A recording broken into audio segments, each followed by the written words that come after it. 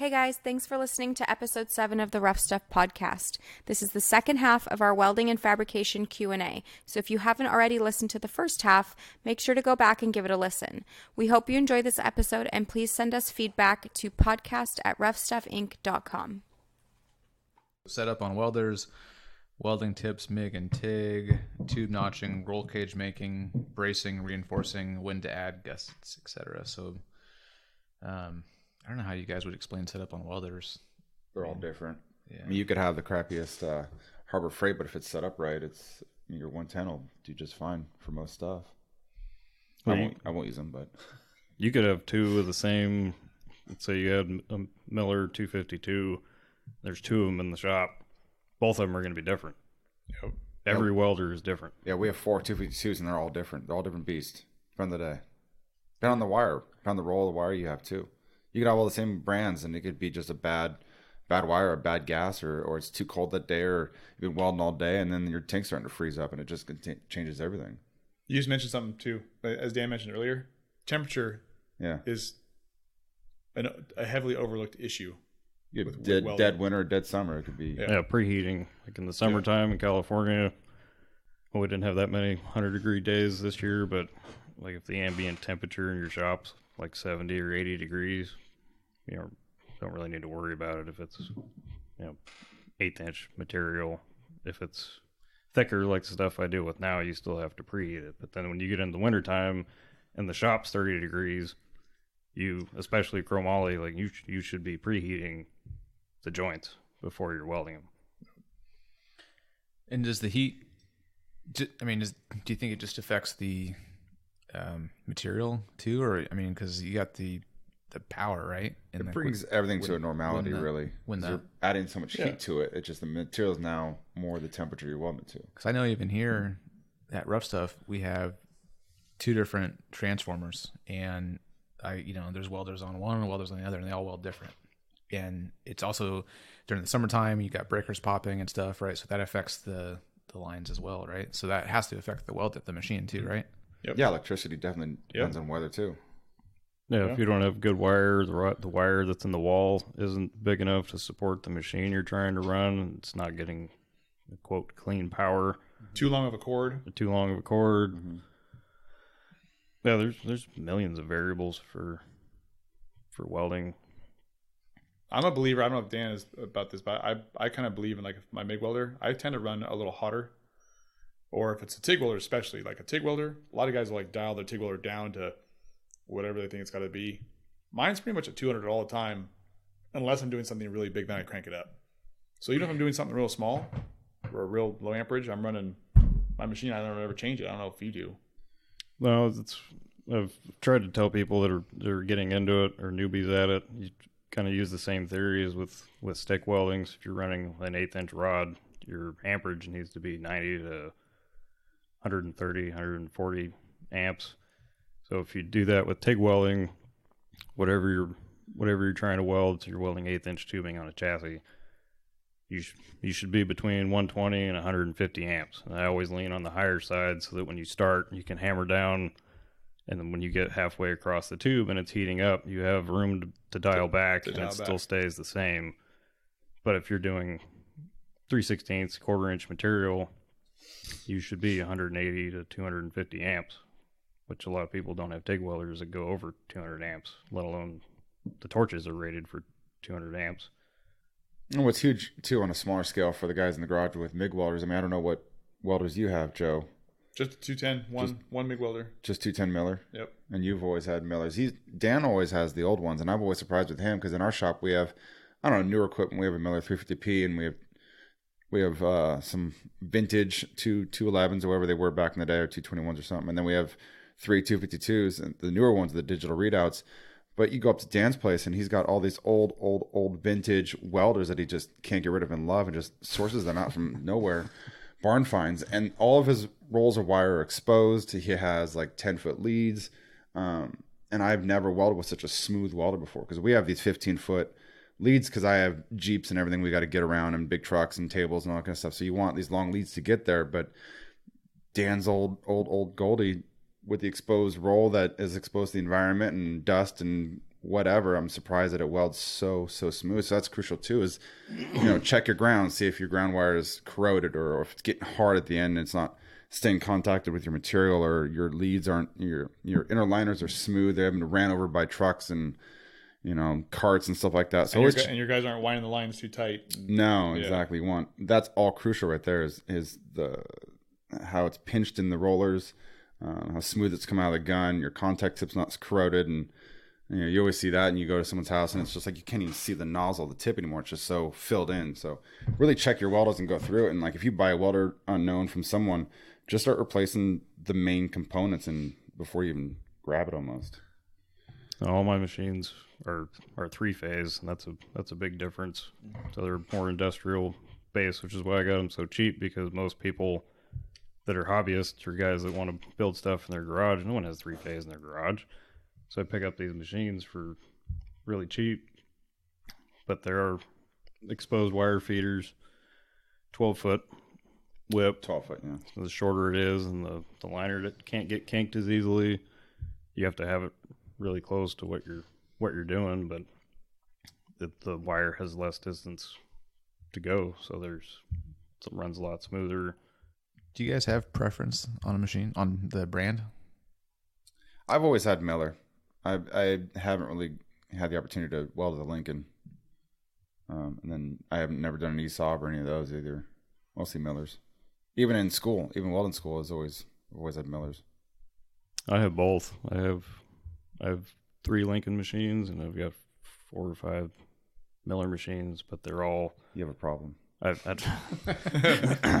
There's only one Dan and 10 machines. 10 machines. Not enough arms. I do have a lot of machines, but each one I have for a specific thing, because I have a square wave 255 Lincoln TIG welder that I love for steel, but I have a Dynasty 250 that will kick that thing's butt at aluminum, but I hate it for steel. I don't like it. I don't like the way the arcs are totally different. But same thing. I've got those 2 TIG welders, so I've got an older. I'm kind of a Miller guy, but I have used some Lincoln MIG welders that have been butter smooth. Yeah, like the SP 250. 255. But I have one old Lincoln, Miller Aircrafter TIG welder, which is like a big giant machine, runs on too much power and all that kind of stuff. But I use it, stays against the wall, and I use it just for welding out like A-arms and hard parts. Then we've got a Dynasty that is mobile, but it doesn't weld the same in DC. It's definitely a different style of arc. I don't know. I couldn't tell you what it is, but I know that the older machine runs smoother. I think it's just the difference between the transformer and the inverter machines, the way that it works, which I don't know how it works, but it just does. We don't know how it does. It just does. Yeah, I didn't build the machine. I just use it. What about bracing? I guess, bracing, reinforcing, gussets. Gussets would probably be one to touch on. I mean, people can overdo that, right? Yep. Yeah, I see a lot of people putting plate gussets right in the center of the tube, which I don't agree with, because if it is folding at that joint, it's just going to pierce the tube. It's not reinforcing the joint. If you put it flush or overlap the corner, the gusset will buckle, but it won't pierce the tube or make the tube fail. That's my. Mm-hmm. I would rather make gussets out of tubing, which I used to make curved corner gussets that took up the whole diameter of the tube, so it was all supported. So Caleb here, I'll touch on that real quick since you brought it up, but he's one of our welders, and he wanted to know, he tried to make those tube gussets that you make, and he wanted to know how you make them. Nope. So good. Not going to happen. Still for sale on Facebook. I use a mill. That's all I'll say. They're time consuming. They are time consuming. Takes a decent amount of time to make those things, but nobody else was making them, so I wanted to make them. So to touch on that though, Dan, so in the racing rule book, anytime there's a single point weld failure area where you have one tube coming to one area and the load's relying on just in that one tube, that's where you need to gusset. So if you have a node that has 4 tubes coming to one spot where you've got, a lot of wrap, you don't need to gusset there. But if you have a situation where, like, say the A-pillar comes down to the chassis, and that's the only thing you have, where it's a single point where that, if it pulls away, it could be catastrophic failure. That's where you want to put a gusset. So like to spread the load out on the tube, so it's not piercing or bending. Yep. Yep. Or tearing away or whatever. Yeah. And really an A-pillar support legally, like from a racing standpoint, doesn't count as a gusset. So if you have like a wing window kind of coming down for the A-pillar, so you have an A-pillar, then a lot of times guys will use that little triangular. Okay, that doesn't count as a gusset. Okay, like at least in the racing world. So you have to have another gusset, right, a gusset down where the A-pillar actually meets the chassis, so that there's no single point, nor no single tube connection point that's vulnerable. That's where you want to have the gussets at. You've got other tubes coming in there, and there's node there with the tubes wrapping the tube. You're fine. Does that make sense, Dan? Right? Yeah, I forgot about the rulebook stuff. Yeah, and you're talking about like another tube running to another tube, not just a plate gusset. Yeah, so if you have, just like I said, if you have just an A-pillar coming down and laying on the chassis, that's a single point weld failure. So if you were to go in a rollover, you're relying just on this one weld to prevent, if it was to pull off, then the occupant's exposed to getting hurt, right? So that's where they want to have a gusset typically. It makes sense. If you're building a chassis for yourself, anytime you have a B-pillar or an A-pillar that's in a vulnerable spot and you only have a single point connection, then you want to add a gusset at that location. Next question would be using a 110 volt MIG welder to get proper penetration on thicker metals, proper prep, cleaning, proper preheating techniques, cooling techniques, etc. Everyone's looking at me. The prep king. I would start, if you do, you can do it with a 110 machine. You would prefer to have it plugged straight into the wall. If you need to run an extension cord, run the shortest, biggest diameter extension cord you can get. With any MIG welding, you need a really good ground, like we talked about earlier. So make sure the ground is really good. Grind the scale off, mill scale. Tube and prep. Tell them about that one. That's major. Yes, when you notch a tube, you end up with the legs that actually wrap around, or the points are thinner than the inside. So you need to grind those legs back to where it's consistent thickness all the way around, and then put a bevel all the way around the fish mouth, and that will definitely help. Don't do it to a knife point. You never want to chamfer something to a knife point, because you'll just burn that material away. It needs to have meat Kind of like left. a root base in a way, or something. Like some sort of backing. No, like if it's an 1/8 inch thick, just put a 16th chamfer on it, so it still has a 16th leg of flat that's left for the weld to burn into, and then. Yeah, a lot of guys forget they'll leave that long knife edged portion of the notch sticking out, and when you actually weld to that, you're actually welding to. You're welding to nothing. To nothing, to 40 thousandths worth. It's less than 16th of an inch thick material, so that's not strong. So you need to grind that back, that protruding corner back, so that you are into the base thickness of the material you're welding to. That way, when you weld it, you've got equal spread of load, from the weld to the parent material on both tubes. What about prep, cleaning, preheating, cooling? Yes. You guys cool? Clean. Prep. Yeah, clean. You can't clean it enough, and cleaning's not just for TIG welding. You need to clean the oil off the inside, off the outside, clean the scale off. HREW, which I wouldn't recommend anybody using anyway, doesn't have scale, but you still need to wipe the oil off it using starting fluid, brake clean, acetone, whatever you got.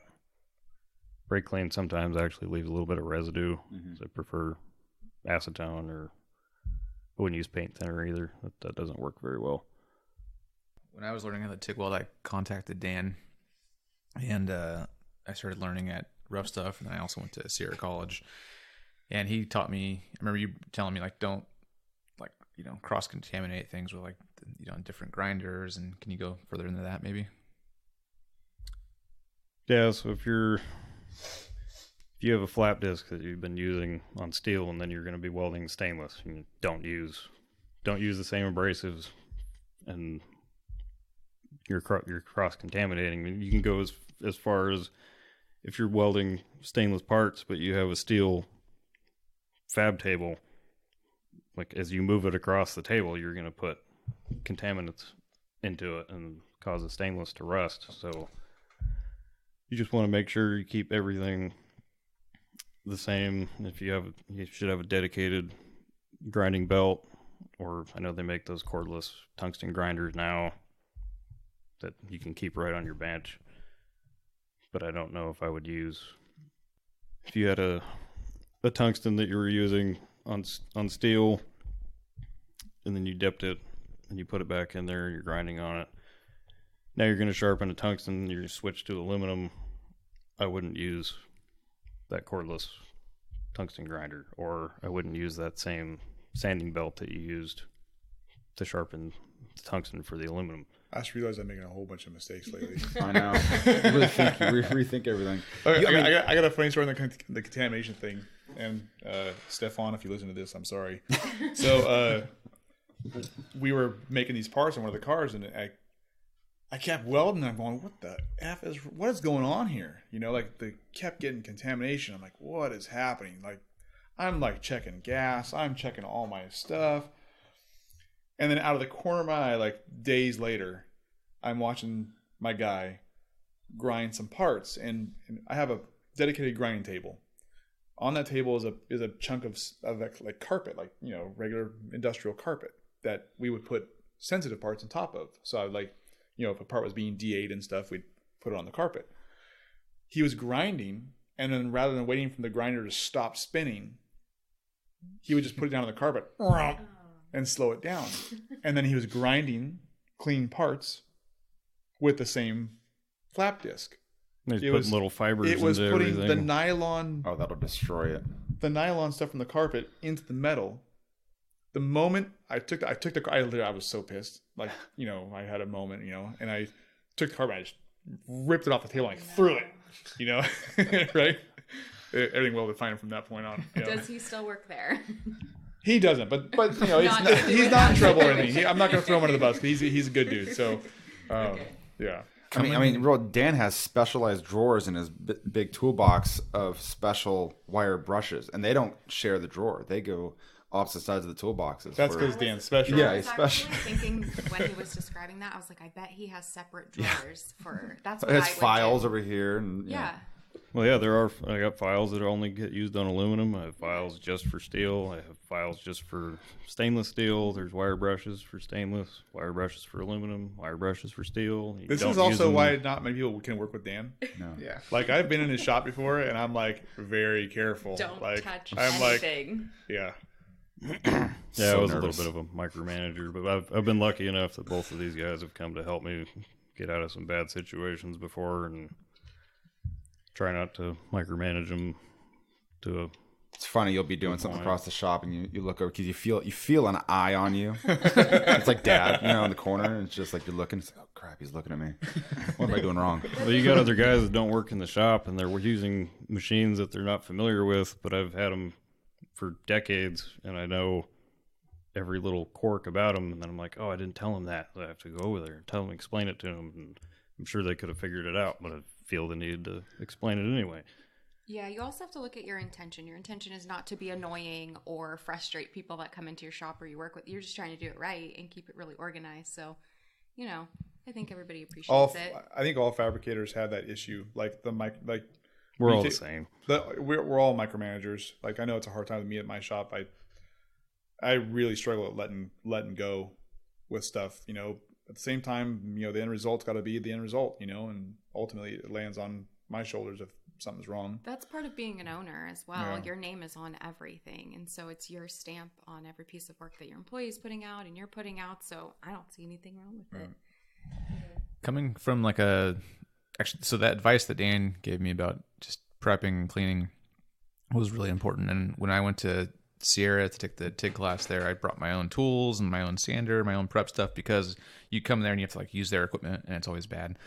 And that helped me hone like my welding like skill, because if it's not clean and it's contaminated, the arc wanders, and the weld will never look good. Like, you have to have a good base, is what I learned pretty much from what Dan taught me. So I would suggest listening to them on that. No, it's like anything. You get out what you put into it. The more you clean it, the more you pay attention to all the little things, and the better end result you have. Actually, one thing that people have always asked me about TIG welding especially, and I've always said that, and I still believe this right now, to me, TIG welding is 75% prep, 25% skill.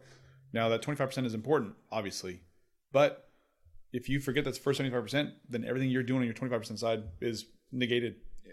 So if you do all the steps ahead of time to properly prep, both MIG and TIG welding, but TIG welding especially, then the skill part of it can be learned easier.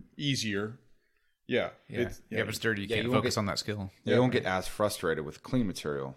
Dirty material, you don't know what's going to go on. Yeah, and you don't know why you're adding an element of why it looks bad before you're already shooting yourself in the foot before you're ready to lay down a good weld. Yeah. So totally. Another person brought up anti-spatter products and push versus pull with MIG. Do you guys use the anti-spatter stuff, or?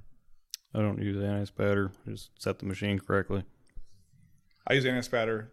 I just lightly dust things sometimes, but I'm not a huge user of it because it smells like fish sticks when you're done. Yeah, it chokes you out. It takes your breath away on some of the stuff that we use. Yeah. We'll use it on like our tables. We'll spray it down, before the night before, so it sets in and lets it breathe so your table doesn't get all corroded. But I'll use like some nozzle dip every once in a while on the MIG, just so you don't get corrosion or the buildup. But yeah, we don't use a lot of anti-splatter. Yeah, I kind of do the same way you do. I'll spray the nozzle, and I'll if I'm doing something that, like if I've got a fixture table and I don't want to get junk on it, I'll like lightly just dust the area, and that's pretty much it though. Because you can overdo it. It can contaminate your welds now. Because that nozzle dip stuff, if you shove your nozzle in there cold, it's going to stick a lot more. If you do it after a little single pass or something, get it hot and stick it in, then it's dripping, then it's getting in your way. And I think the best use of anti-spatter is post weld when you want to get ready for Instagram. Make it shiny looking. Yeah, it's a filter. Is that like a Snapchat filter? Yeah, it's a filter. Yeah, that or WD-40. Yep, you gotta wipe it down with WD-40 first. Yeah, and then make put it a all flour shiny crown on top of it. Yeah. What about push versus pull on MIG and TIG? Actually, I guess I don't. No, TIG you're always pushing, unless you're out of position. If you're out of position, you'll do it differently. But yes, pushing. Yeah, 95% of the time you should be pushing with the TIG. If you have to fill a gap, you can, what I call backfeeding. So it'd be like pushing with the MIGs. You're going to turn the TIG torch the other way, and you're feeding rod from the backside, so the heat is pointing away from the rod, and it'll actually let you fill up the gap if there is a gap on the like thin material, instead of having it burn away and turn into a keyhole, and then it's a giant mess because you keep shoving rod in there and the rod just goes down inside and it's not actually building up. So if you're holding torch in your right hand and you have the wire in your left hand, instead of normally you would be pushing the torch towards your left hand, you'd turn the torch to your right and then start shoving the wire in with your left hand from behind, moving towards the right. If that makes any sense. That's an expert move. Yeah, well, I'm not an expert, but as far as I've never done it. As far as MIG welding, I've always pulled, just like stick welding or dual shield, any of that stuff. I just pull it. I've seen guys do the little cutaway thing, cut and etch, push first pull, and the difference in the weld nugget to me doesn't seem very different. Mm-mm. I was initially taught push with MIG by one person, and then as time has gone on, I pretty much pull everywhere. There might be an instance where you are going to push because of the nature of the joint, but for the most part, pull. And I've found that to be the stronger way. I mean, When you're doing it around tube, it really doesn't matter because you're going in three different positions because you're kind of doing downhill and then you end up in flat and then you're going back uphill. It's 6G is what you're all, I feel like pulling, as far as like a structural aspect, would be stronger because you're slowing down this, like you're pretty much slowing down the weld, right? And you're pushing back into the pedal, right? You're forcing that. Well, a lot of the dual shield stuff you can't pull. You'll get slagged. You can't get it. You got to push. Like the Lincoln 71C material that I've been using on a lot of structural stuff lately, you have to push because you can't. That hardness layer is going to fall right back into your puddle. But inner shield you pull though, right? I both. It just depends on the weld joint. Yeah. You know, it just depends on your position and all that. I've pulled and pushed dual shield, and both of them come out. Yeah, I mean the settings are fine. Yeah, settings are going to be completely different between push and pull too. You're going to slow down that wire, or speed that wire up, or whatever the heat and all that kind of stuff too. What about it fighting warp? How do you guys deal with that? Well, that's a whole other can of worms. It all depends on what it is. Well, I guess what's most common, like in like the off road, like so you're building a cage, you're building suspension. What's gonna pull? It's really gonna be frustrating.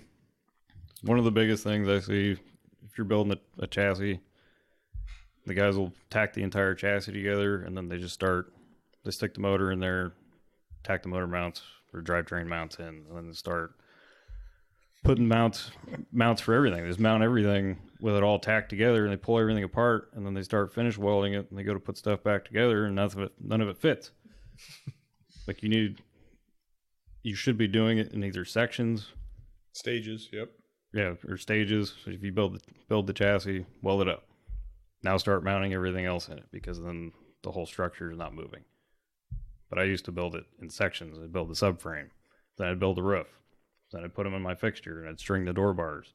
And I'd weld that whole section out. So the whole center of the car is totally welded. Now you're building the front half, you weld that out. And you build the back half, and you weld that out. Go ahead. This might be something that actually might help people. And Dan, you guys can both chime in on this one. So I know, like for me, when I do a car, I do the motor mount. So I'll tack the chassis together, weld it all out. Motor mounts go in, right? They're fully welded out. The transmission mount is mocked into place, right? But everything else gets welded. Then I do the transmission mount.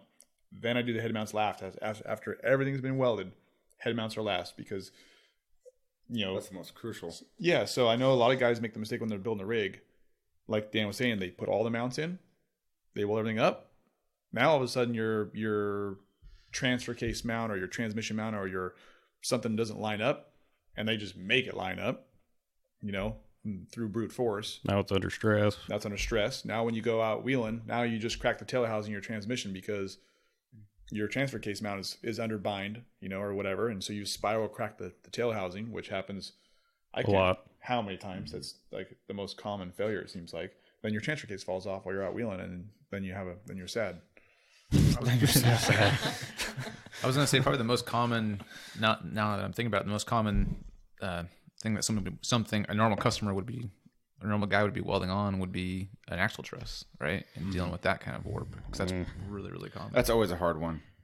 We deal with a lot of that, just welding our normal trusses together. We just get some warp just because there's so much thick material. Then you get up and around the housing section, and that little bit of material just wants to reach to the sky. So it's always use a lot of clamps, use a lot of tack when you're putting it on the axle, and jump around. Don't start from right and go left. Kind of do opposite of each other and bounce around a little bit as much as possible without getting too much heat. And that's the quick things. I mean, these two guys over here, they pull the whole rear end out, strip it down, and throw it down onto my beam, but they're doing more race car stuff. Yeah, well, the other thing you can do is you can stitch weld it, and if you mark it out in 2 or 3 inch sections, and you go through and you weld, let's say you're pulling, so you start from the left and go to the right in one direction, then you're going to turn it around and you're going to weld towards the other end point so that the beads are opposing each other, and that way I've found that it counteracts what the other one is doing. Like you do sway bar arms that way, or you stitch weld the truss on. When you go through and you're welding, if you're pushing from right to left, it wants to banana it that way or up. So then if you go and you weld back towards the other direction from left to right, it's going to want to pull the other way. So it's counteracting the other one that you just did. Yeah. And I've found that way to keep things relatively straight. Unless you can't keep anything straight unless it's in a fixture, and even after you weld it in a fixture, it's shrunk sit forever under tension. Right? Yeah. It's under tension. It shrinks unless you build the tolerance into the part that you're doing to compensate for how much it shrinks. So I have no idea how this relates to you guys, but I know like for me, I know Dan does too, but when I do the housings, I'm back bending the housing. You pre-bow it. Yeah, I pre-bow it. And then But how do you know how much? Because I've always wanted that too. Ooh, secrets. I've screwed up a few housings, and you keep going more and more, and yeah. So I mean, honestly, I do chase it. I'll do it. I'll weld a little bit. I kind of have a head start on where it's going to move, and then I'll let it cool off. I'll release the pressure, take a look at it, and then assess how much more I got to do it. It's you're kind of chasing the tail a little bit, but When we're doing just the back truss on ours, it's easy because we design our trusses to go around the tube. So you're going split in the middle. Yeah. You're going back and forth. So you weld one side, you weld the other, and it preloads it, then it pulls it back. Yeah. You can still mess it up. And then when you do the top truss, obviously it's only hitting the tube on one side, then the truss is now mounted. The top truss is also welded to the back truss too, so it could pull it forward. So a little bit of planning, because we're actually manufacturing the housings, it's a little bit easier to where you can load it if you like. I think Dan even taught me like years ago where you can even use like heat to manipulate the tubes and stuff if you need. Oh, I've straightened housings with a torch and ice water. And it's amazing how much it will move. Amazing. Yeah. Big numbers. 1/4 inch, 3/8 of an inch easily. Yeah. Yeah. the other thing you can do to a point is if you don't have ends, so you don't put the ends on your housing. If you're building a housing from scratch, you leave the ends off of it. Do the truss and everything. Try to keep it as straight as possible, and then you slide the ends on your bar. But whether it's a uniball or a unit bearing cup or a spindle, and then figure out what the offset is, and then machine it to fit in there. That's really the only thing that matters, is that the spindles are in line with the differential. Actually, on this topic too, with a, let's say, like, so Lewis here, he bought, one of the Super Duty 60s, I think it was, or just a Danny 60 axle. But to begin with, you could look down the center of it and you could tell it was not straight to begin with from the factory, or from being, on the road for so long. A front, you're saying, right now, right? I think it was a front, or no, he had maybe a 14 bolt. I forget. I think it was a rear housing. I'm pretty sure. Anyways, the housing wasn't straight, and we have true bars here, so we could run that through and see it and fix it and heat it. But what about people who don't have those types of tools? Like, how would you check the housing for trueness without a piece of equipment like that? If you're getting that serious at home doing that, you might as well just take it to someone who does it. Doesn't, yeah. Yeah, I wouldn't do that on my own if I wasn't where I'm at home. I mean, a good indicator is if the axle won't go in the housing. I mean, if it's that bad, you'll obviously see an issue, where something's interfering. So I think it was like 5/8 of an inch off. Like you could see it, visibly see it. Yeah. I think something you could do if you're trying to weld it on in your garage, take the tires off, stick jack stands under the C's or under the very end of the tube, get a bottle jack and put it relatively in the center. It'd be better if you had two. Throw some chains around the C's and just get some concrete anchors and put them in the floor. And that's basically the same thing we do with putting it on an I-beam. You can't rotate it around, but that would help fight the amount of work that you would have if you're trying to put it on your house. And concrete anchors are cheap. I don't think the OEM stuff is super straight anyway. No. I think their tolerance is pretty loose. And when you figure the multi-piece axles, they got some slop from end to end, and there's some give there that they're willing to deal with. You know, so I don't think that they're incredibly straight as it is. He would know actually more than anybody else, I think, with that kind of stuff. I've never really dealt. I don't really deal a whole lot with those things. So I don't know how straight they actually even are. The reason I was asking is because, like, yeah, if you have a factory housing that's already out of true, and then you put a truss on it, now it's really, really bad. You know, if it was out of true the wrong way. Yeah. So. Yeah. I mean, we all know. There's so many examples of guys who've just put a truss on there and just welded it like crazy, and they're still wheeling. And it's smiling the whole way. Yeah. So I think you can get away with it more if the diff is centered. Yep. And the shafts are long, but if you're like a rear engine car or one shaft is 13 inches and the other side's 52, that short side is going to show it, or it's going to blow up. Okay, one of the other questions we got, someone wants to know what your guys' favorite welding helmets are. I still have the same helmet that I started with. It's just a Jackson. It's got a 2x4 standard lens in it. I don't like not a big fan of auto darkening helmets, which I do have one for, it's a respirator, built-in fresh air helmet. The spacesuit one. Spacesuit. Which I had to get after we had my daughter, and I actually started thinking about, I should probably take care of myself and be around. But I don't like auto darkening helmets. That's just my preference. I love them. I couldn't do the blindfold test there. I have a 3M speed glass. I got it on promo. I had it in a Miller, the Infinity or whatever it is. Had that one forever. But I like the 3M. It's nice. It's wide. I can fit a respirator under there and safety glasses, and because I had to take it to school and all that, and you have to have that there. Fits everything you could ever think under there.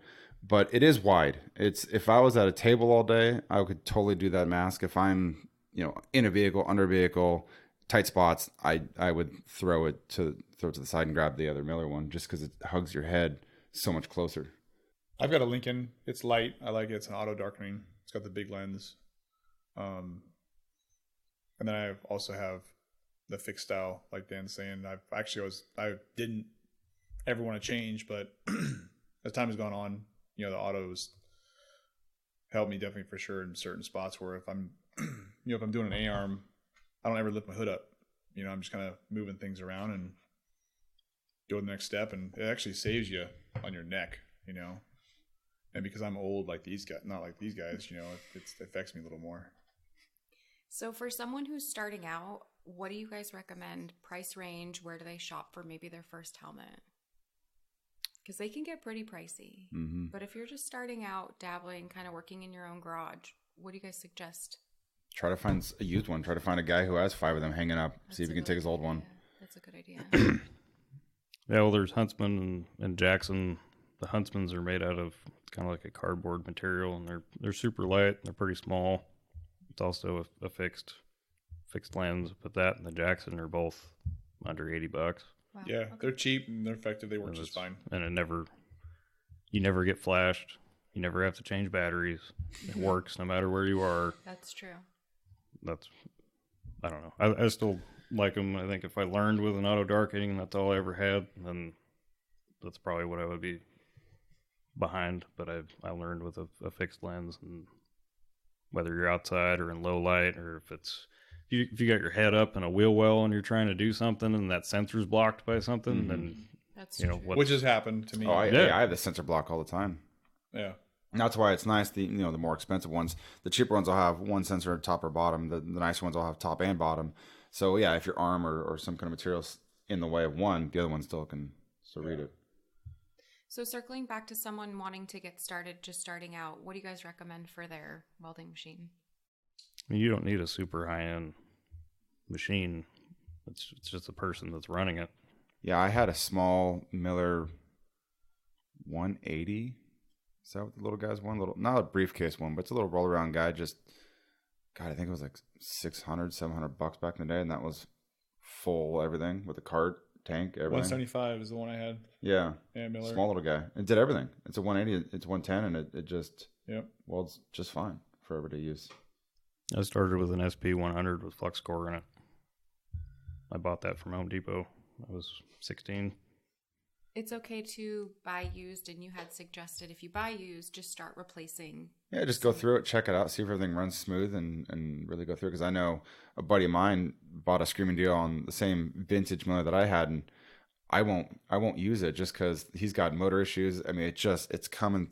You can feel it in your hand. It's just rough. Mm-hmm. And so there's something dragging it in the motor, and I can't figure it out. I think he's got something internally going on. But we literally have the same welder, and I bring mine down to his house every single time.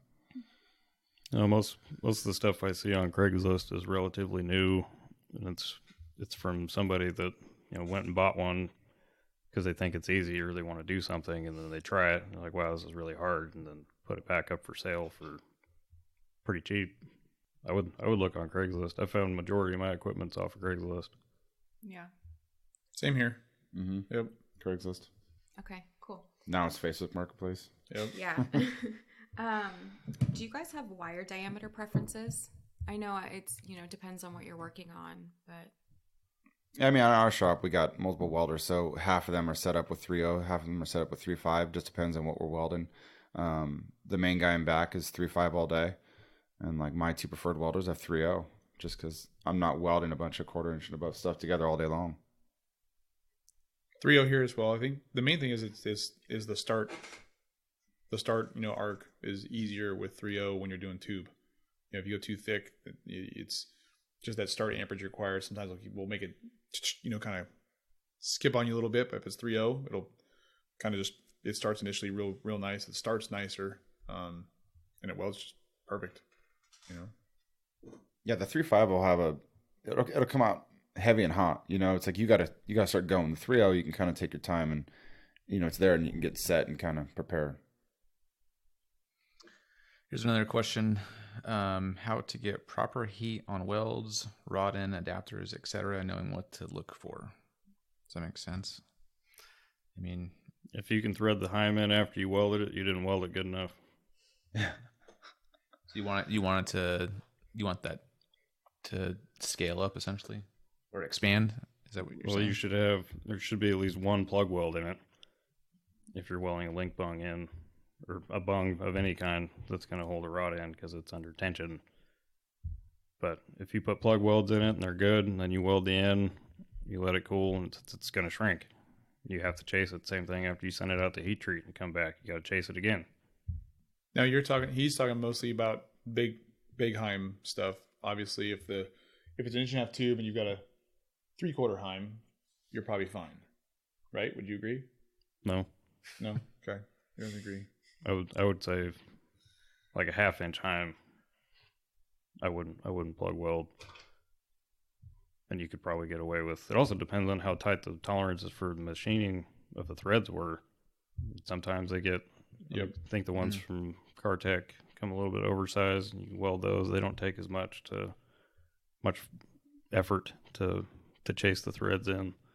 Yeah, it also depends on the bunks, because a lot of people use different types of material too. 1018 cold rolled or whatever it may be. But also, I know our bungs, they only go halfway through. I've seen some from Cartech where it's almost 2 inches of. It goes all the way through the insert. The threads do go all the way down. Yeah. So when you're welding over that insert, the part that goes inside the tube, now that thread right there is really getting affected by the weld.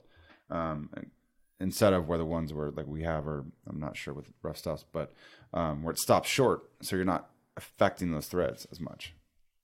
Depends on the tube adapter for us. Yeah. Mm-hmm. Yep. Welding on cast centers. Preheat. Well, one trick is always do the spark test, which is major. You got to know how much steel is actually in the housing, right? So, or in the center. So, it's been a while. So, like a 14 bolt has less iron, or less steel has more iron, correct? A Dana axle tends to have more steel in it. So you hit it with the grinder, flap disc. If the spark is very, very orange and has a nice trajectory, it's very pronounced, it's got a lot of steel in it. If the spark fades away and kind of falls away and it's kind of light, It doesn't have much steel in it, so you have to change the way you would approach it when you weld it. So that's pretty much Mm-hmm. Yeah, we'll do it a lot on the 14 bolts for the torque arms and all that. Prep again is key. Clean because they're from the 80s, so clean as much as you can. Wire wheel, hard grinding disc, really not gouge into the housing, but really get that surface rust and muck and whatever is on there off.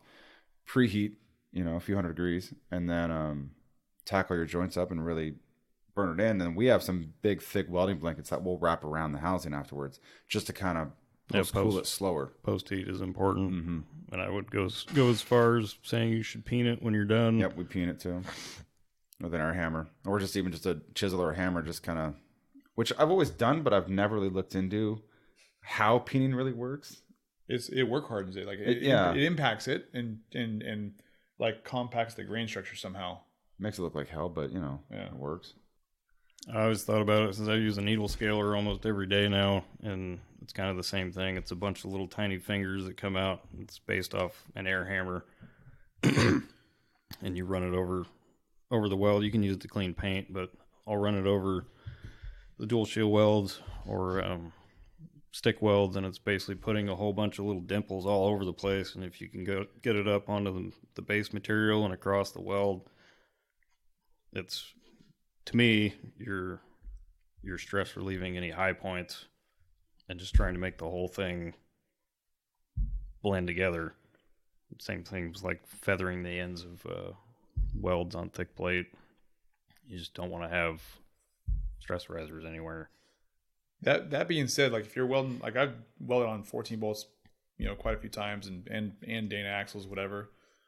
Like they're saying, as long as you preheat it, and you've got in this situation, a 110 welder is probably not ideal. No. You need to run a welder that's got a little more power to it. Otherwise, you're kind of wasting your time. I've actually watched people build a rig, back it off the trailer, put the brakes on, and have the entire truss fall off the axle housing. Where they welded to a cast section, and so my brother's uncle welds. Yeah, it's great. Yeah, exactly. So I know a welder. So when you are welding to the cast center section, you definitely need to run a welder that's got a little more heat to it, or more poop to it, so you can really go in there. And I think even though we're all kind of being particular about it, as long as it's preheated and you are able to put some heat behind it and you've got some surface contact, you're not just like point loading one part of the housing, I think you'd be fine for the most part. Guys get a little too crazy about it, all the stuff you must do or it will fail. It's another one of those situations where if the truss is designed properly, you have enough weld contact, and whatnot, and you take the proper steps ahead of time, it'll probably be just fine. Yeah, there's a lot of people who use different rods and different wires and stick and whatever. I mean, Welder Boy used to weld it with Ni-99 nickel rod. Yep. And I've never seen any of his stuff fall off of a cast center. Yeah. What about like you see people doing like pitman arms, like doing like a double shear. What about that kind of design? I know one of the guys was asking me about this too. And do you want it welded all the way to the splines? The heat doesn't stop halfway through, kind of like across the entire length of the pitman arm. Does that make sense? Yeah. I don't weld to a lot of pitman arms. I know you with the Gomez brothers. Yeah, so I actually buy all my forgings from WFO for my pitman arms, and I do it two different ways. I either use the main part of the arm, and I'll cut off just the end, and I have like I morph on a double shear end to it, or I have a fixture that goes in my mill. I actually hole saw the center of the splines out of their arm, throw the whole rest of the arm away, and I keep the center portion, and I build a pitman arm around that. But I don't really do that as much anymore because the forged arm is so strong. That's never the weak point.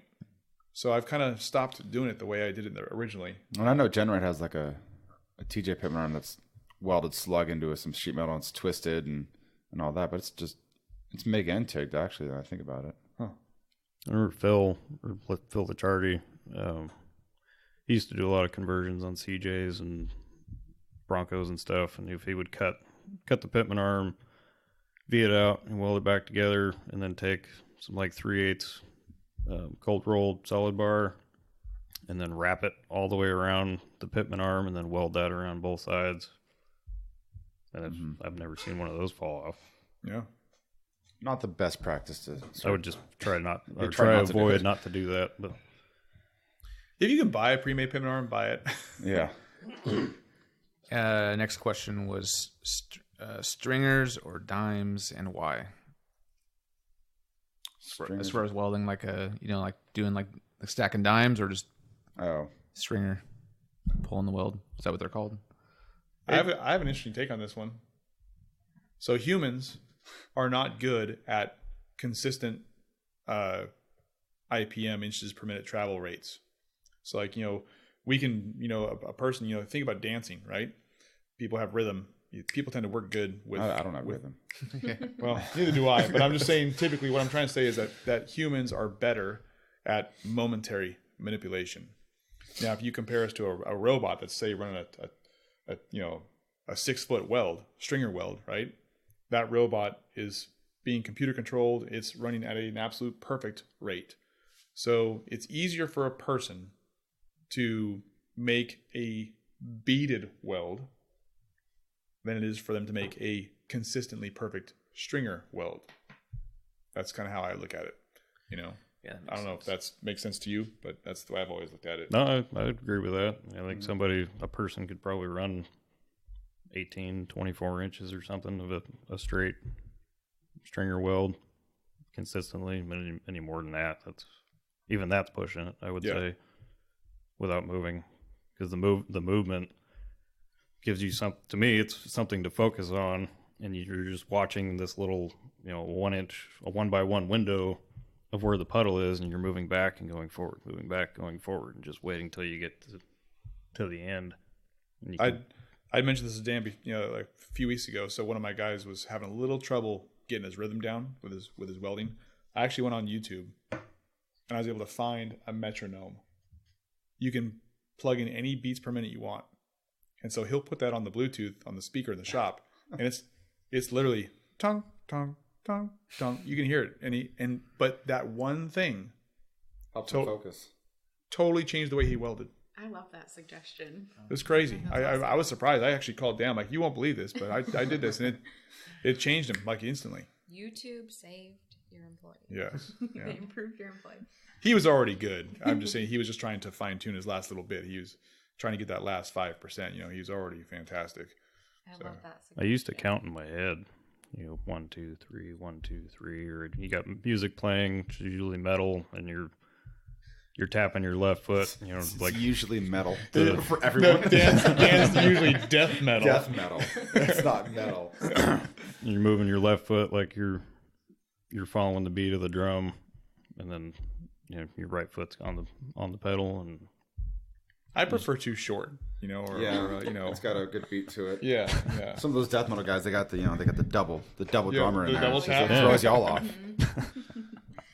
One of the questions we got, I realize this is a very open-ended question. It is, how do we make our welds look like yours? Practice. Young Padawan. Do anything for 10,000 hours, you're going to be pretty good at it. Yeah, practice is pretty much all it is.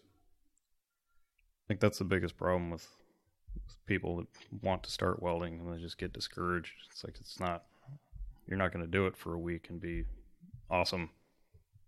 You can't do so. That goes with anything. Yeah. Like just like when I was in school, I'd show up before school. Well, just go in there during lunch. I'd leave other classes to go to the bathroom, and then go to the metal shop and hang out in there until someone came and found me and pulled me back to the other class. Or even when I started at B&B, I'd come in earlier. I'd do it during lunch. I'd stay late as long as there was another guy there. That's all I did. That's all I cared about. Yeah, if you really want to have good welds, you have to be passionate about it, and you have to like push yourself to like he was saying, you have to practice. Doesn't matter, if you're doing MMA or if you're welding, you got to practice and you got to put the time in. So I've had plenty of guys who worked at the shop, and they're like asking me the same exact question. And I'm like, you should be here from when your shift ends until you go home. Grab scrap. There's tons of material here. You should be welding nonstop. That's all there is to it, Seat time, just like driving or anything else. Yeah. You need to sit there and just weld pieces together. Doesn't matter what it looks like, what you're welding, just sit Doesn't have to be expensive. Well, Go to any metal shop. We have a ton of scrap metal that we go through. Any fab shop, just go there. Like, hey, can I dig through your scrap pile? Go ahead, take whatever you want, weld it together, and then come back, throw it back in here, throw it away.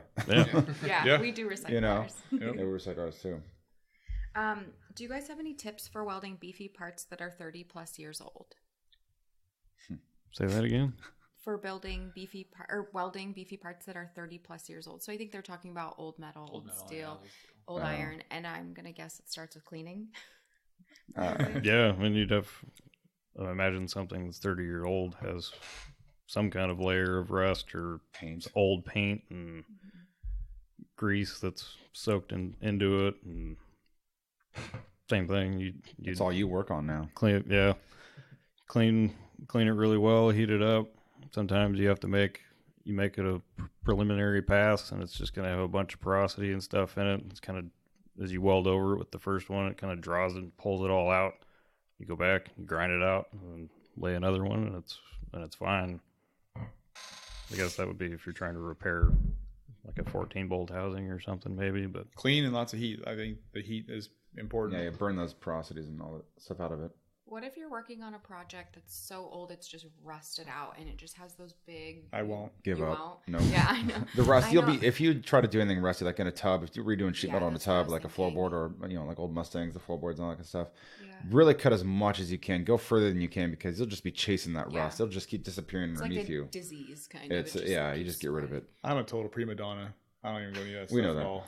Yeah. But if someone's working on like a passion project, maybe it's something that was in their family for a long time and they want to restore it, you suggest cutting out as much rust as you can and trying to that, or not even full welding it. I mean, a lot of these patch kits, floorboards again like that, you can just do spot welds every 1 inch or something like that. Just do a plug weld, and that's how a lot of the factory vehicles are put together. You don't have to weld everything. Yeah. But that's sheet metal world, not big beefy 30-year-old stuff. That's kind of different. Yeah, like sometimes maybe people don't know or they forget. ER70, that means 70,000 tensile strength per inch of weld, like per inch. Yeah. This question I didn't understand, but I was hoping you guys would. Can you use an inverter and a couple of diesel truck batteries to weld? Well, I mean, you can weld off batteries. You don't need the inverter. I don't know what. You don't need the inverter to do it. What would the inverter have? So I think what he's thinking is that whoever's asking, they're asking about if you have two 12 volts, you can run an inverter, then go to 110 or whatever to weld with. So if you're trying to power a machine off of two batteries and an inverter to get. Yeah, you could. You'd have power loss and stuff like that, but I don't know if that would last very long. I would rather just connect the two batteries together and stick weld off of them. Yeah, that would be better. Okay, one of the next questions is cooling welds with water before handling, bad idea. Bad. Alter the integrity of a weld. And this is interesting because when I took welding at Del Oro, every single project, we dunked it we basically had 55-gallon drums everywhere full of water. And we were taught to dip them immediately. And as soon as we pull it out, it was brown and it had all these cracks on it. And Garrett thinks that my teacher just wanted it done super quick. So it's mostly a quick thing and it's a safety thing. You don't want hot metal letting around. But never quench your metals with water. Yeah, agreed. Big no. Good thing they teach it in school. I feel like I've seen that on the sword making shows though. Quench it in oil and all that kind of stuff, just straight from the. Are you talking about your blade can cut? Whatever, yeah. That's actually, you guys probably know more about that, like quenching the hardened steel.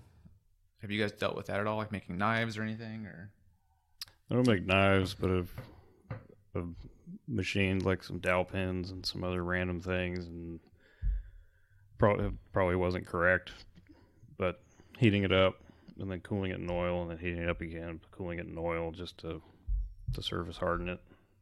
But I've never made a knife or a sword or something. There's some before I was at Rough Stuff, I used to do ornamental ironwork, so I was into like the blacksmithing and whatnot. Just very, very briefly, not just really hammering steel and playing around. So, but I had some blacksmithing books, and they had a temperature gauge based off color, like what this color is. It's roughly this temperature within this temperature range, and you want to quench it this whatever the temperature range was. It was like a light cherry. And then depending on the steel, once you quenched it, it would turn different colors. It could turn like a blue or have like a gold haze to it. And I think like the gold was like the higher carbon content. So meaning like if you had like a leaf spring steel, if you did it to that, it would have like that nice gold. It wouldn't be completely gold, but it would have like that gold waviness to it or some sheen on it. Tips for welding on the trail. Trail breaks happen. Bring like 5 pairs of sunglasses they don't care about. Stack them. Yeah. I think we've all been there. Yeah. Flashbang. You know? What do you guys usually do, or what do you recommend? A lot of our customers and people we do is the Premier welders. The throw a dual battery system on your Jeep, your truck, whatever, and then the Premier. It's like I don't even know how much they're $1,200, something like that, for like the little blue guy that goes into your hood, and you got cables, and that's what we've used a lot. Or we've just used 2 batteries. I haven't used 2 batteries in a long time. The what is that? Premier welders. Premier Power Welders, whatever it is. It comes in a little briefcase. You hook up 2 batteries, and it's just Ready Welder. Ready Welder, yeah, Ready Welder. It just has a little 5-pound spool. Use that a ton of times on the trail. Scully Off Road makes a trail weld kit too. Yeah, Scully, and that's a pretty cool product as well. I've used a Ready Welder, and they work pretty well. Except I don't remember. There's a red and a green light. Yeah, and it's either DC positive or DC negative. I don't remember which light corresponds with what, but the first time I used it, and you need DC negative with flux core, and I had it the opposite way, and it wasn't working very well. And some guy came over and he was like, "No," and switched the polarity, and then I went back to welding, instantly blew a hole, and it burns pretty hot. Yeah, surprisingly hot. Like, it seems like this is what it's supposed to do. And I'm always fixing bird nests in those things. Always bird nests inside the spool gun. Spool guns are terrible. Last question here, or last question from customers. I got some bonus questions. Explain to the masses why tack welding to look pretty is not acceptable. Dan's point to Joe. Well, I mean, obviously, if you're this is a pretty big question. So let's just talk about MIG welding right now. So if you're tacking, so actually pulling the trigger and releasing the trigger, you're creating a whole series of stress or fracture points, I guess you can say. You're not when the metal becomes molten, you have I would say more distinct gaps between the flow of material when you do the tack method. I will say this, that you turn your machine up high and you do it, I would say it's as good as a very poorly done standard weld. I mean, there's some notable guys who have done it over the years, and Shannon Campbell is one of the most famous ones. I mean, he's done the tack method for a long time, and dude's won King of the Hammers. So I mean, that says a lot, right? Yeah. So it can be done. Is it ideal? No. It's the wrong way to do it. Like, just straight up, it is the wrong way to do it. On thick stuff, sheet metal, thin stuff, real thin stuff where you're trying to manage heat. Yeah. That's different, Mm-hmm. But when we're talking about roll cage tubing or brackets for your that you're mounting to your chassis or suspension, it's pretty much an absolute no. Just set your machine up right and weld it properly. That's really what should be done. There's also other guys that will take the MIG machine and they'll turn it up really, really high, and they literally whip the MIG wire out of the red zone, out of the molten metal, and then it mimics the tack method. I'm not going to name the chassis builder who does it, but it gives you it's got a really big puddle. It looks kind of wonky. I guess some people would say would appreciate it. Like, the uninformed would go, "Oh, wow, look at that," But when I see it and I see all the center pins in the weld, I don't like it. It's the wrong way to do it. But it's just for some people, maybe it's an easier way to get control, I guess. Does that make sense? Mm-hmm. Yeah, they probably they're going for a look, and they can't. Maybe not can't, but maybe they don't know how to make it look Right. like a stack of dimes, Yeah. doing it the normal way. So That's how they do it. that's how they chose to do it. It's just a bunch of overlaps. That you're just Cold starts. It's a 1,000 and- cold starts, which, doesn't make any sense, Yeah. So, Kind of like what about like pulse welding or pulse? Do they have pulse MIG too? oh yeah. Yeah, but Yeah. that's designed to do it, and it's doing it at a rate of speed that You're we- full pin You and still trigger. you still have amperage in there. So what he's saying is like, so when you do pulse MIG, you don't ever have a complete cutoff of amperage. So you still have a puddle and you still have transfer happening, but it's at an increasing, decreasing rate at a very uniform manner, So yeah, it's controlled by a circuit board that's dropping it. It's just like having pulse on the TIG if you're using that for sheet metal.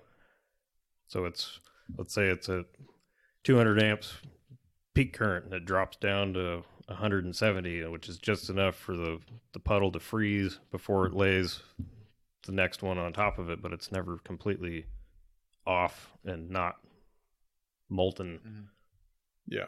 And then it's quickly shoving wire back in there and then cools off, and that way you can just move in a straight line, and the machine's basically making beads stacked on top of each other. So what is the purpose for pulse? I think reduced heat input, and you could move For faster. sheet metal or something? It's not for thicker stuff or No, or it's, both? There's guys that use it on thick stuff. yeah. Just control.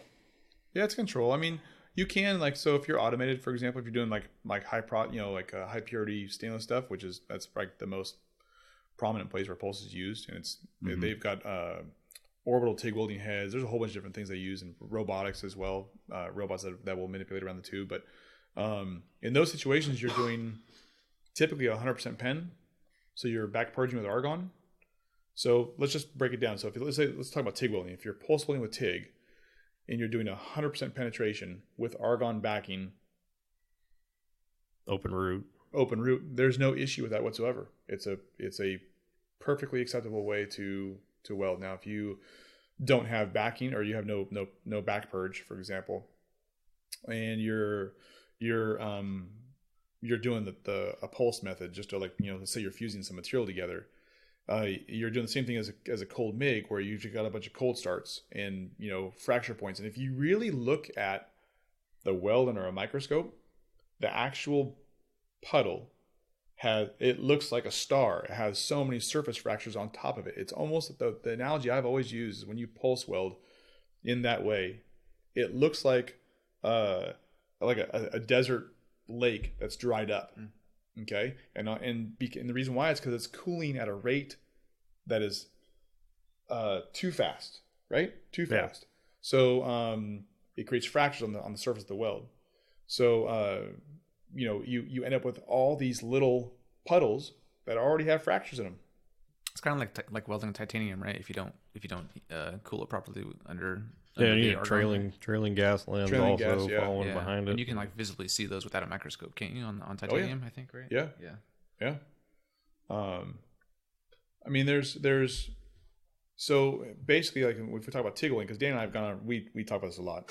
So if you're TIG welding, say you're TIG welding a chassis, the ideal way to do it is to there's some give and take here, but ideally you're going to do a consistent amperage bead with the amperage sized properly for the material, and you're going to lay down a pass. If you have like a lot of nodes coming in, or you've got sometimes we'll double layer some material, for example. I will bring a chassis tube and slide it inside of another tube, for example, and there might be a node coming in right there where it's a little thicker. Then I might do a cover pass. I might do a weave over the root pass that I already did, but I don't do it on the whole entire chassis. I only do it on certain locations. But what we see now happening is that people are now taking, and what they're doing is they're doing these rough root passes. Then they go back over with just the pulser on the TIG and with no filler, and they're basically remelting the puddle. They're remelting the puddle to make it look a certain way. Mm-hmm. So when you do that, that's when that surface fracture comes into play. you're taking away from the integrity of the weld itself. You know, it's not really the ideal way to do it. And again, it's one of those things where it's not ideal. Are cars falling apart on the trail because of it? No, but it's still not the right way. Mm-hmm. You know, looks pretty though. You're just putting more heat into it. It's only 1/8 inch thick material. Yeah, it doesn't need to be heated twice. Yeah. I have one question. Does a good proper weld always have to look good? Well, I forget. It's been in a bunch of old books, and it's a saying from been around a long time. But it's, you know, ugly welds aren't necessarily poor welds, but it also doesn't show good craftsmanship. Right. So everyone has beauty within, but you know, not every pretty TIG weld is strong just because it looks good. Like I would rather, if people starting out, like grab a MIG welder, turn it up, you know, spray your chassis together, and it could look like crap, but it's probably going to hold together. Somebody that's inexperienced doing it with a TIG welder and doesn't stick enough filler in there, or have the proper heat or anything else, like that's going to fail before that. It's easier to do a bad TIG weld and have it be a problem than just do a bad MIG weld and have it be a problem. So, do you agree on that? Yeah. Yeah. Okay. We have some bonus questions, and we promise we'll let you guys go. What car or build do you guys each feel the most accomplished on? A person. Oh man. It doesn't have to be personal. It could be a customer's, just in general. Well, for me, it was building Jason Shear's car, which was kind of the last goal that I had. I remember going to Rockin' at the Ranch in 2003 and seeing him there competing in his little Diablo comp buggy. I was like, I'm going to build a car for that guy someday. And then 2014, boom, here it is. I get to build a car for him. And Kevin had a large hand in that. You know, working at WFO during the day and then driving up and helped me till 2 or 3 o'clock in the morning and then going home. But we were able to do it in 2 months. Yeah. Just a long 2 months. Yeah, that was fun. That was definitely an accomplishment for me, just to be a part of that and see him go through that. That was rewarding for me. I can't really necessarily say what vehicle because there's a lot of vehicles I've built, but I don't know, over the years to see builds like that or builds like, you know, to see things like SEMA or see things that you've done on TV, it's kind of like, oh wow, I've made it to that point, which is kind of rewarding as well. I mean, I like to see race cars, you know, and that's kind of cool to see your guys win. And that's a huge another step of level and kind of cool thing too that I haven't had yet. For me, it's I got kind of 2 of them. I think actually I did with some friends. I built a 64 Galaxy off-road car for the Nora series, and that was I like that build because it was a fun build. It was like an enjoyable build. We did it over a year. It was me and a buddy, and we got paid to do it. But this car has gotten so much press. And it was just an incredibly fun car to put together. You know, it's kind of like a lifted gasser off-road car. You know, it's all raw metal. It's pretty neat looking. And then so that was amazing for me. But the other one that kind of I really felt like was important to me was when I built the IRS car for Marcos Gomez, because it was a car that I had dreamt up for, you know, 6 or 7 years beforehand, and I kind of felt a little crazy building it. You know, like I didn't really know if it was going to work, you know, like from an engineering standpoint. It's mad. If you ever get the chance to go see it, look at the back end of that thing. I still don't see how everything pivots correctly. It's insane. Yeah. So, and people kind of thought I was a little bit nutty wanting to do it. And it took some convincing to get him to let me do it. So that one was good because and the car is still running. The thing is that there's been some other IRS cars tried and with some high profile builders and drivers behind them. And I'm not trying to be the car we did is staying together and is very competitive, you know? So, you know, just, it was a lot of like what ifs. And so the fact that it actually worked and it's still working, you know, that's cool, you know? Yeah. That's cool. Have you ever built anything hack nasty? Yeah, my truck. No. And you guys are still like just like a lot of you guys are just detail oriented. So I'm curious what. Yeah, I'm definitely you're embarrassed. hiding. I'm definitely embarrassed of my early work. I think everyone is. I mean, that first Toyota that I had before the one I have now, that I shared with a buddy. I know it lives in Grass Valley, and Alan at work threatens to bring it down every once in a while, and I'm so scared that one of these days he's going to bring it down, and everyone's going to go, really, Kevin? This is what you did? And it's just like, oh man. No, that's how you learn. And Yeah, you have to. I look back at when I built my Toyota in my parents' driveway. I've actually found pictures of it on my computer the other day. I was like, whoa, okay. But that's just progression over 15, 20 years. You look back and you're like, wow, why did I do it that way? But you don't know what you know now, so that's just part of it. Everyone's gonna build. I don't know how many tubes I've screwed up over the years. Like learning how to bend tubing, I wasted a lot of material. Oh yeah. Yeah. That's just part of it. Same thing with Don't stress on it. Move on. yeah. Bend it again. Make another one. Dip in your tungsten. How many times you get up to go sharpen it when you start, or you get frustrated because the gas flow is not right, or you hit a pocket that had scale left in it you didn't know and it blew back at you, or you're welding a tube and it's built up pressure inside of it and it blows out and splatters your fancy gas screen. You love those. That's yeah. I built some some tough trucks that were pretty hack nasty. And, being that they were a tough truck gave me an excuse to get hack nasty and not feel ashamed, So, yeah. I could throw some people under the bus. Yeah. Right. Like, there's some stuff on equipment, that sometimes it doesn't matter. They don't care and they just want it fixed as fast as possible. I'm like, okay, and I'll just clean it for the time that I'm allowed and burn it up, and they go back to work, and that's all they care about. Yep. Sometimes you just you're not given the time to do the work you would like to do. And that's part of real life. Yeah, that's kind of like at that repair pit we do at the King of the Hammers. That happens a lot. Where there's so many people coming in. They're like, we had I remember like this. I don't know if he listens to this or not, but there's a customer that came over and had like a Jeep upper control arm broken, and all their MIG welders were taken up and we're cleaning up, and so I'm just like working on speed, and I just grabbed the arc welder and just burned this thing back together. It's super strong, like it was good, but like the look on his face, he was not happy about the look of it. So I'm like, this thing's already broken, just get another one. Yeah. Do you remember that we're in the middle of a lake bed? Yeah. Yeah. It doesn't matter at this point. I always love it when people don't fix the trail fix. Yeah. They just leave the trail fix. I mean, sometimes. Oh, hold on. No, that was Marcos. Actually, I brought a CAD file over to you guys to cut out the upper A-arm plates when Marcos hit that wall when he was qualifying.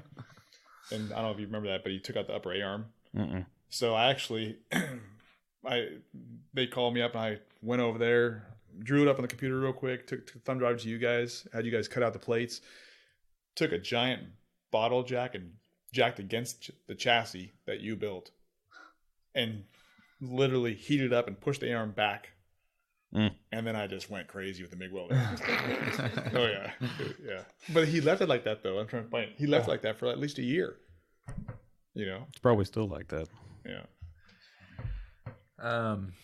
Another question I've gotten a couple times, like especially like at like shows like Off-Road Expo and stuff, where you get people coming up or dads coming up and stuff and saying, "Hey, my son really wants to learn how to fabricate. Should I put him in like one of those fab schools?" I've given him my opinion. We're all shaking our head. Yeah. No.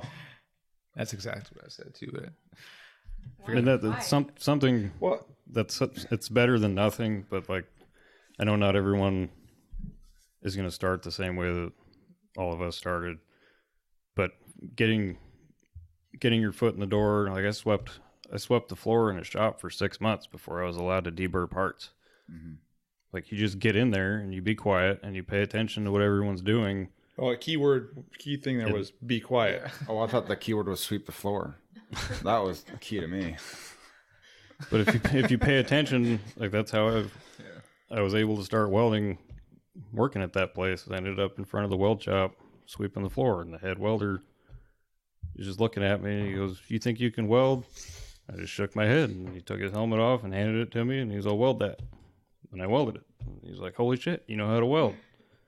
And then they started letting me do it during lunchtime or come in early, and just kept doing that. And I think the time you spend at school is, I'm not saying that school is bad. And if you're going to go become a pipeliner, for example, and you're learning a very specific, narrow thing, by all means, go to school, get your certs, go to Texas and become a pipeliner, make some good money.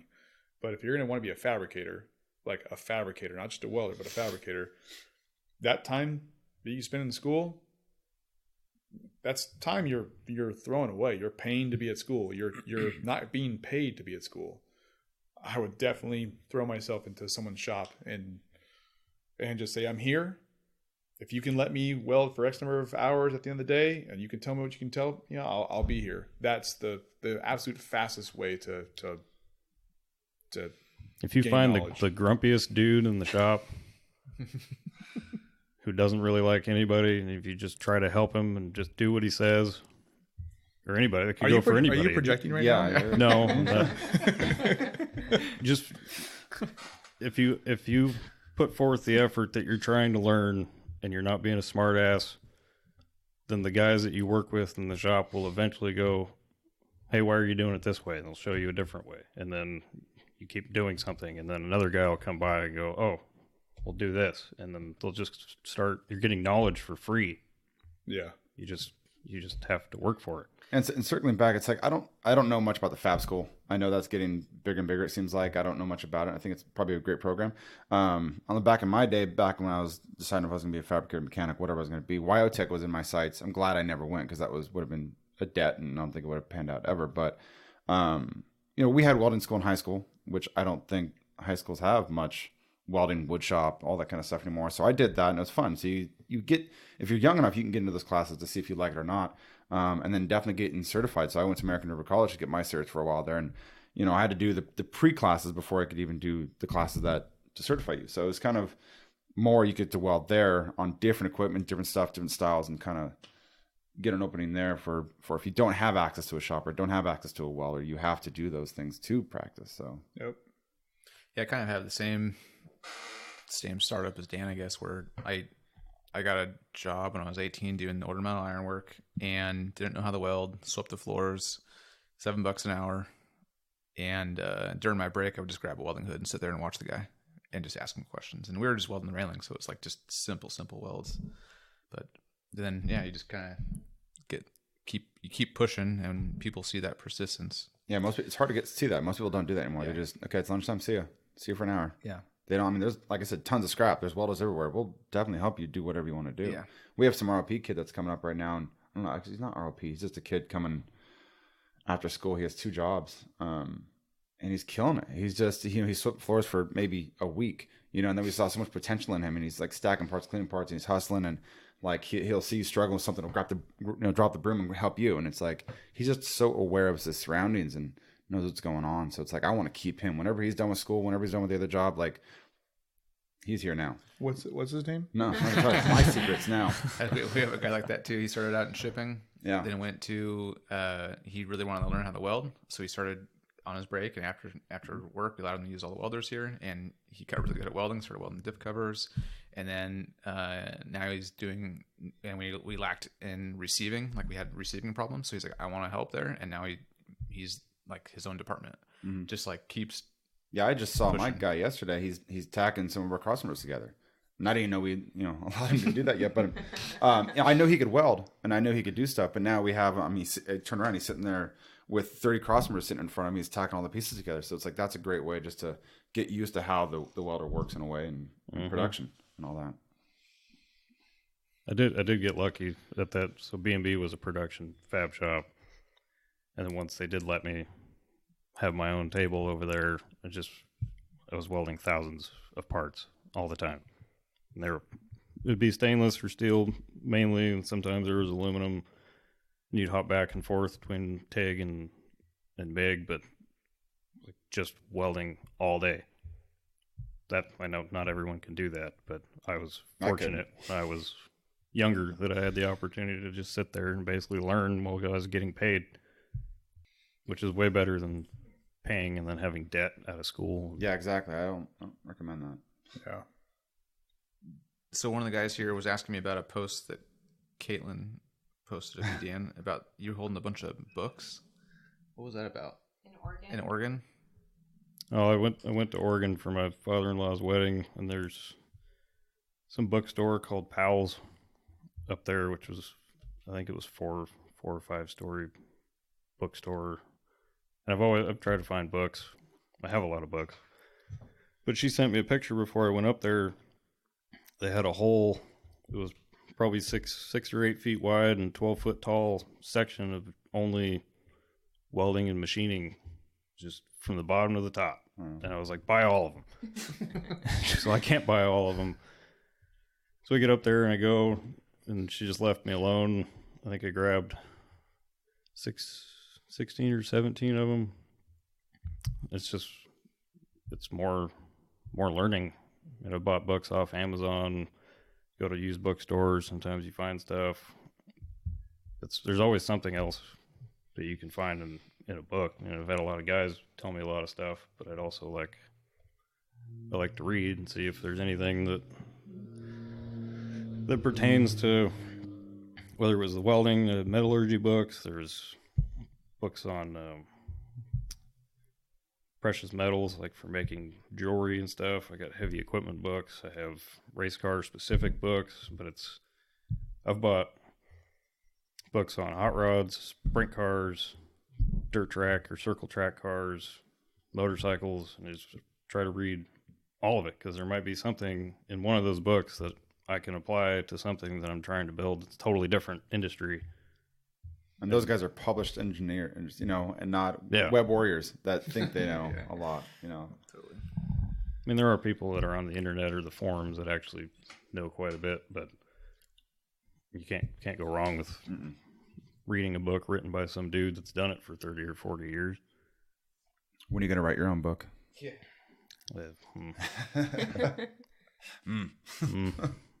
Do you guys have any closing comments? Anything that we didn't cover? Anything you guys want to share? Any really good trail stories? I don't know. I feel fortunate to know both of these guys, and there's Keith at Get Bent also. I think a lot of people think most fab shops are always in competition with each other, and it may start out that way when you're younger, and then you meet the dude that owns another shop, and then you kind of become friends with them and realize that they have knowledge too, and then you can collaborate back and forth about different things. And as far as the customer goes, and you're being a dick, and let's say I don't want to work for you, and you leave because you're going to get it somewhere else, the chances are there's 4 or 5 other shops in the area that I would know the other shops around that area, and I'm going to call them before you get there, and they're going to know about you. Yep. So I don't think most customers think about it that way. I said it the other day, you don't tell the baker what to put in the cake. Well, thank you guys for coming on. It was seriously an honor to have all of you guys. You're so knowledgeable, and we really appreciate you taking the time to be here. We hope to have you back.